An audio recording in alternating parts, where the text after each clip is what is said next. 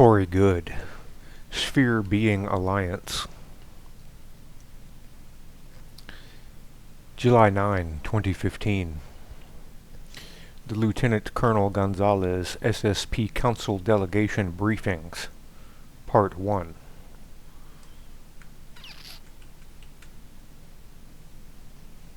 Demands and Secrets Revealed. The Draco Federation Alliance's Demands and Secrets Revealed.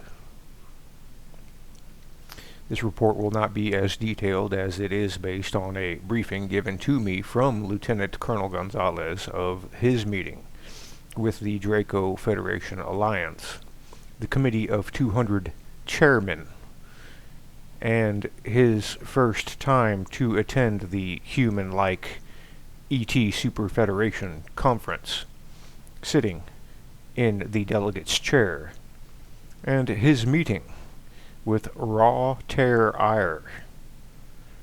Because of the length of the article and the details contained in the various subjects, I am breaking it into two parts. Lieutenant Colonel Gonzales was kept quite busy while I was away during my week of shooting video interviews with David Wilcock at GoodETxSG. It was apparently important that I continue that project undisturbed, so that it could branch out into a wider project. I had expected to shoot 5 episodes and be done.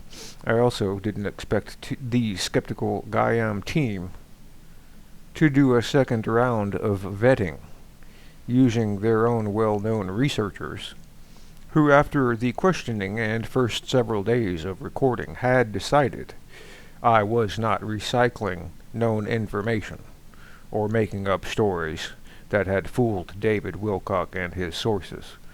To the GoodETxSG team's credit, they didn't want to put their names behind a source who would end up being a huge embarrassment in the future.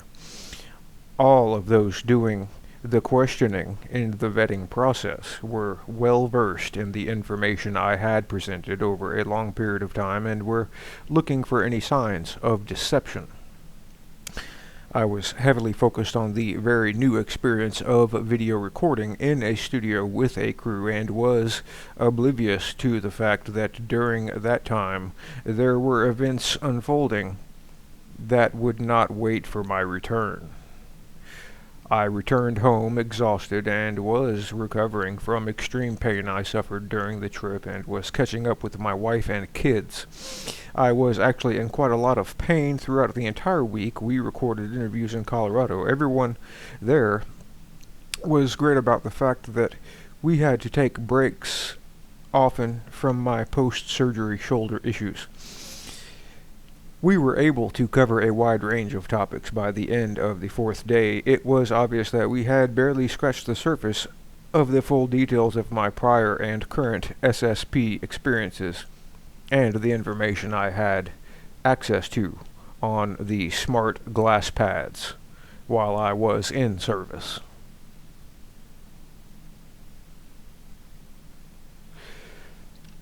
It was decided that we would do at least 52 episodes and create an entirely new show around this content called Cosmic Disclosure, which I am now told will air Tuesday, 7/21, July 21.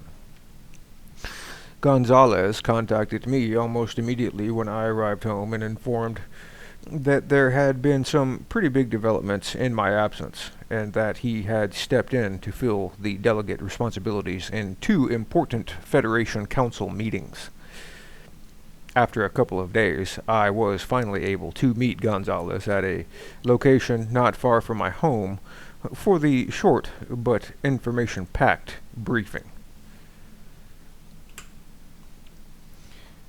He started off by describing the Draco Federation Alliance meeting with the same 14-foot-tall white royal reptilian that I had the security team had encountered prior, the reptilian honor guard, the attending mantid and insectoid beings, along with the much smaller delegation of human representatives that identified themselves as the chairman of the Committee of 200. He stated that he was somewhat overconfident going into this meeting and felt he owed me a bit of an apology. He felt that my description of my telepathic exchange was skewed by a fear reaction, and that it was possible that I was reacting viscerally to the White Royal, since most of my interfacing, telepathic communications with a non-human, had been with less intimidating types of beings. Lieutenant Colonel Gonzales had interfaced with several types of reptilian and reptoid beings in his time, but he said none of that prepared him for this experience. The White Royal Draco was over 14 feet tall, had a vestigial tail, and wings that were not large enough to support him in actual flight. This was a very muscular and intimidating being with a presence like no other. We were both given the same name and title of this tall white Draco Royal that is being kept as confidential information because of some very troubling events that occurred at my home that involved the targeting and terrorizing of my family. We ended up having a second meeting several days later where we were able to discuss his previous briefing in more detail. This was a much more relaxed conversation, and he was trying to calm me down from the two incidents that occurred in my home. I will do a separate report on the incidents at my home, where very tall Nordic-type ETs with 6 fingers invaded the sanctuary of our home twice, and why this was allowed to occur. This also will cover an SSP Alliance Council meeting that I attended directly related to these incidents, where I was extremely upset and a small falling out between myself and the SSP Alliance Council occurred. This report will be released after the part 2 of this report is released. The full detail of Lieutenant Colonel Gonzales' briefing unfold in the following manner. He and 4 security members, who were also intuitive empaths, arrived at a similar location as the one that I and 4 security members had met the Draco delegation prior. It was a smaller building that was obviously scouted out to be of tactical advantage to the Draco Federation Alliance. I was not given a specific geographic location, but this was somewhere in the southwest United States, just as last time. In my meeting with the Draco Federation Alliance, I arrived in a blue orb, where the SSP Alliance team was waiting on a rooftop, hovering in one of the 50-foot-long modular shuttlecraft with the side sliding doors open. In Gonzales' case, he arrived at the location in the same type of craft with his operation support team, and his 4 security team members disembarked and made their way down the inside of the building that was about 1/3 the size of the building at the previous meeting site, floor-wise. Gonzales and his security team came out into a hallway, and it seemed empty and quiet except the security IEs motioned down the hall with hand signals where they felt the awaiting delegation. When they were most of the way to the end of the hall, Gonzales saw a very familiar person. He said this person had to have seen the look on his face and his gaping open mouth. The person introduced himself with his thick accent, droopy eyes, and curly white hair. Gonzales said this guy had created so many think tanks, global organizations, and advised more U.S. presidents than anyone he could think of. This person is very well known as a supporter of the New World Order and depopulation programs.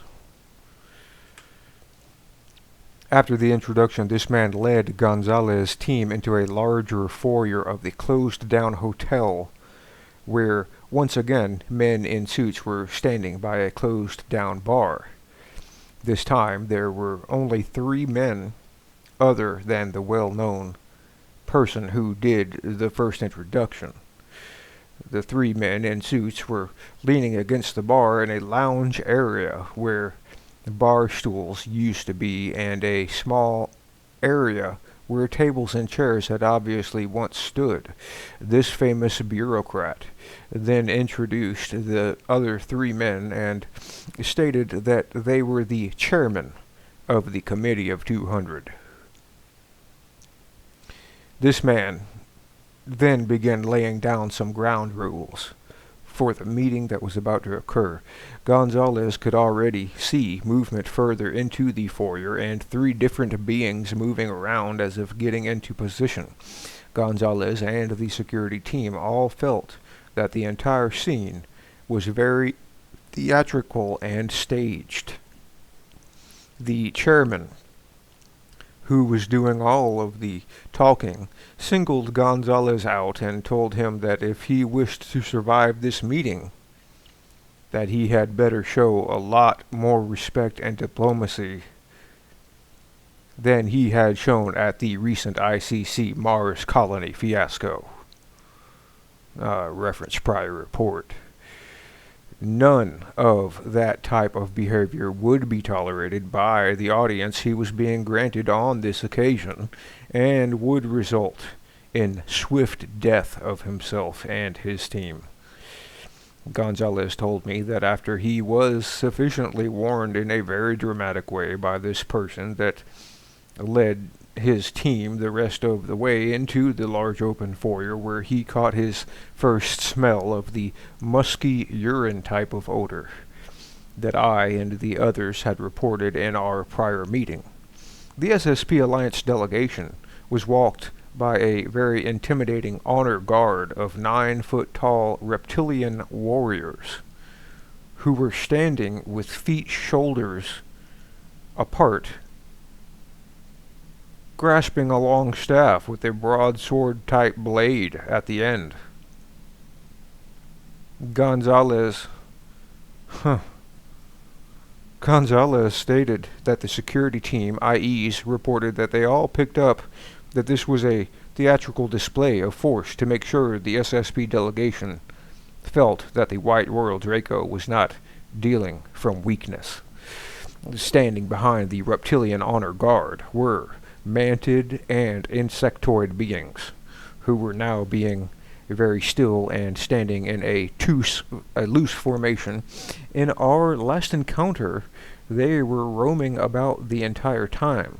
Gonzales said he saw the White Royal Draco standing in front and middle of the formation of these other beings.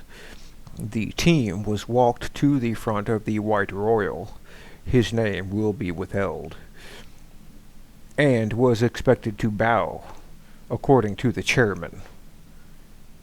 Gonzales stood tall and did not do so.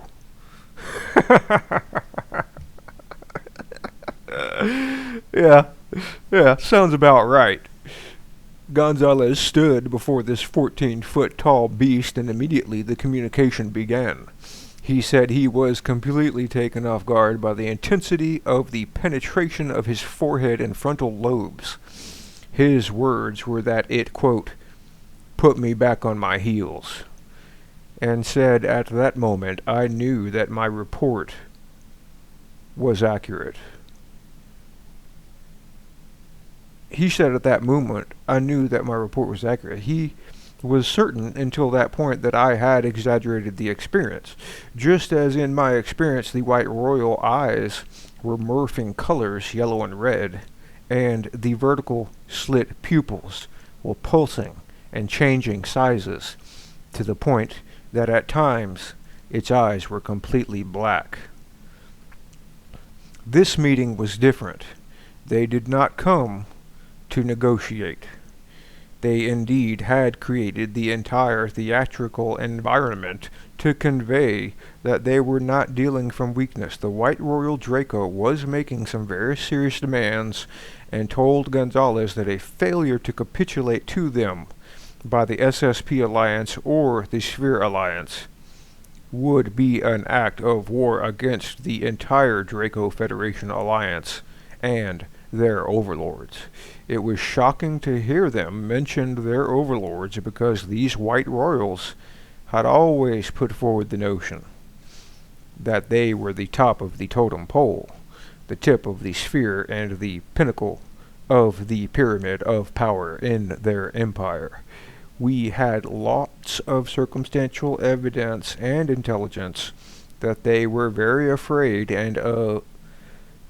of and served a higher force, but until that moment had never received acknowledgement straight from the serpent's mouth.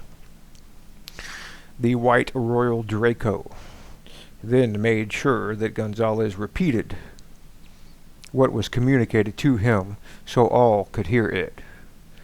It was obvious from other intelligence that the prior meeting and their offer to hand over all of their human followers and lower-level allies in exchange for the Sphere Alliance allowing them safe passage through the outer barrier had caused major splits within their own ranks. This was a show of force that was obviously meant to mend forces and unify their splintered human following.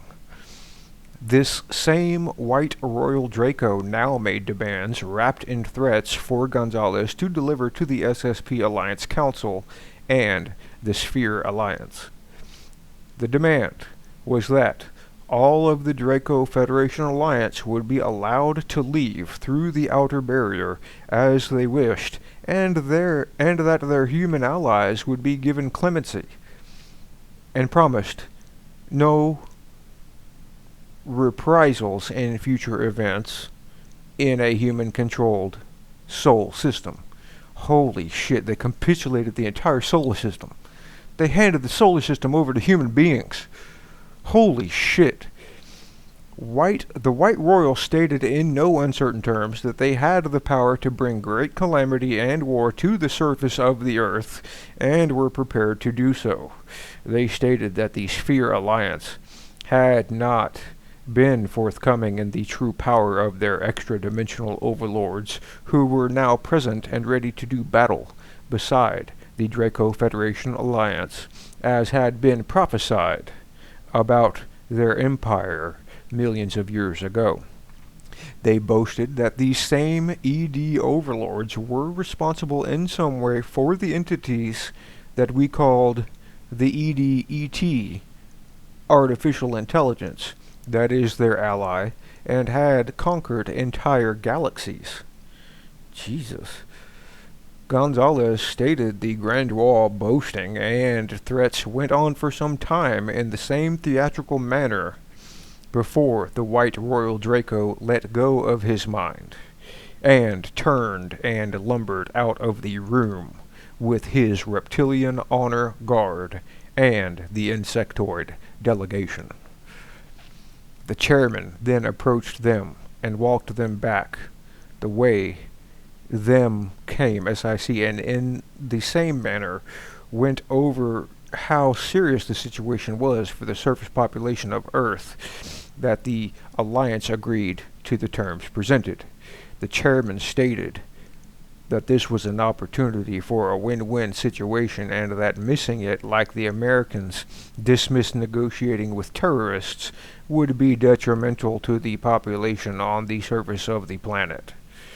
Gonzales said that he had enough of the drama and theater and just wanted to get his aching and pounding head out of there and back to the shuttle. Back at the location in North Texas where Gonzales and I were sitting at the table, we both became quiet for a few moments as some of this was sinking in. I was putting some of the dots together. Gonzales told me that they had managed to kill some of the higher caste reptilians and keep their bodies without them self-destructing. There was some sort of technology that vaporized the remains of the dead reptilians in most cases. They then analyzed the remains, and this had revealed something very disturbing. Gonzales sat back in his chair and could see on my face that I had made the connection already. He made one of those faces where a person smiles, but their eyes and forehead have a stoic look, and leaned back in. He said, quote, "Their bodies were absolutely filled with nanites." Yeah.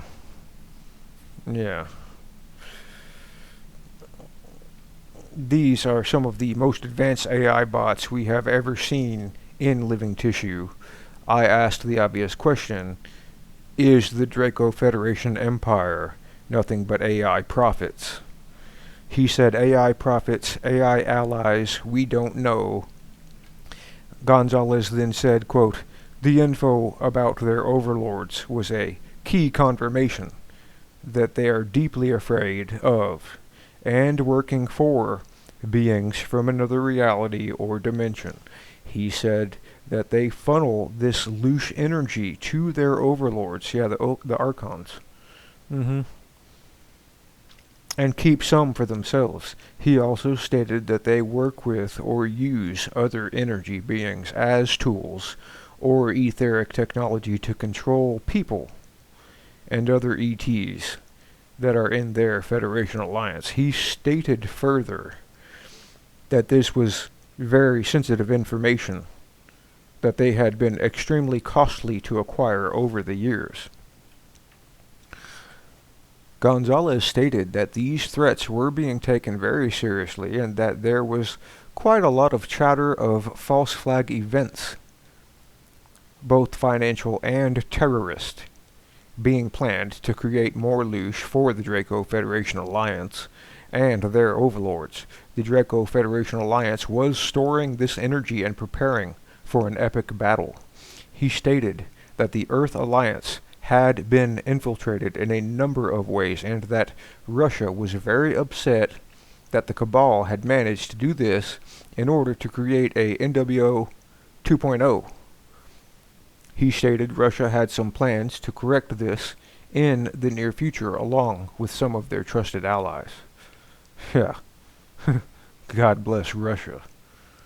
In part 2, we will discuss more of these Earth Alliance infiltrations, false flags, and Gonzales' description of his first time being the lead delegate at the Human-Type ET Super Federation Conference, where he sat in the delegate chair and spoke to the assembly to deliver some extremely interesting news concerning some of the positive ET groups that had been trapped on Earth for months.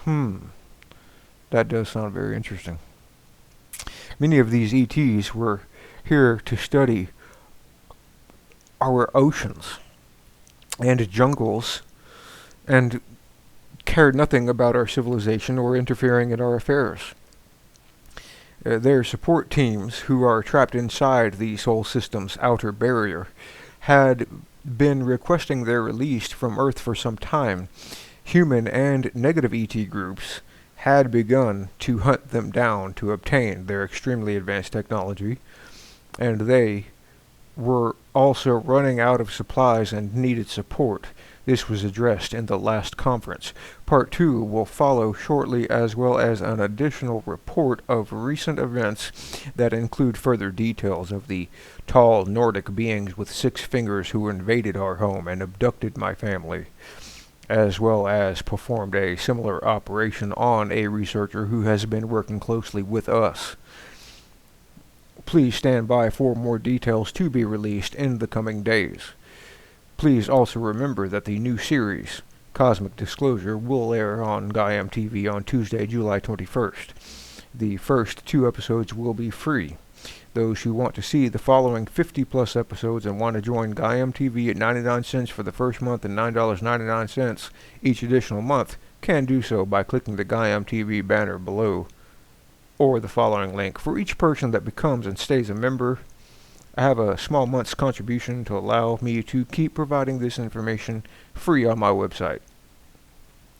GoodETxSG membership link where I get credit, GoodETxSG.com. We are also offering an online store selling t-shirts with the Sphere Alliance logo on the front and the blue avian message on the back. This is a good way to support the SphereBeingAlliance.com site, as well as spread the message of becoming more loving, forgiving, and raising our consciousness and vibrations. There are also great conversation starters about this topic. I understand anything having to do with money in this field in taboo, SIC should be is taboo. But anything I can do to provide for my family while doing this work is a positive thing. Gonzales receives material support for his role, working for 6th through 9th density beings who see everything as a journey and relating to karma is a completely different place to have to work from. Any of your contributions through PayPal, signing up to GoodETxSG, or shopping at our online store assist us in this effort is greatly appreciated. SphereBeingAlliance.com. Stand by for part 2. Cory Goode. GoodETxSG.